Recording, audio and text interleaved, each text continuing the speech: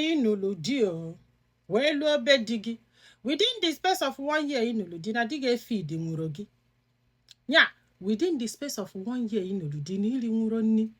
o wee bụrụ na o nwere ego isave before i wee nụba di like isave go this money before i wee nụba di i wee bata ọ bụrụ na di ga-enye nwụrụ gị nri kedu ife ị ga-eme ị ga-eje weta ego afọ isave before i wee nụba di wee feed bezie gị na di gị ka ị ga-asị mba na ọ ka dị too early like within the 6 months olusibe the 6 months sef ịbatala ịnụ di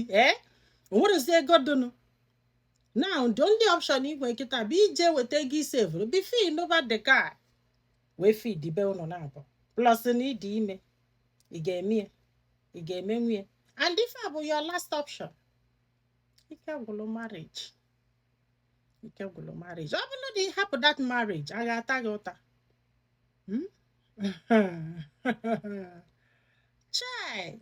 mana ada ekpe ikpe hapụ abụ na demand na-enete gị anya ọfụma ịghọta kịta ọ bụrụ na onwe na ọ ga-eweta ị na-ama na ejenikedo ife isi m kwuo ịka ya ekwe asị gị na ị pụọ na ọkwa ndị ala jụrụ ezi unu ozi ndị bụ ndị ala na ndị abụrụ ndị ala sọsọ chukwu mana ife dị na marriage teach me every day I learn every day oh yes daalụdụ ka ọ dị n'ụbọchị ọsọ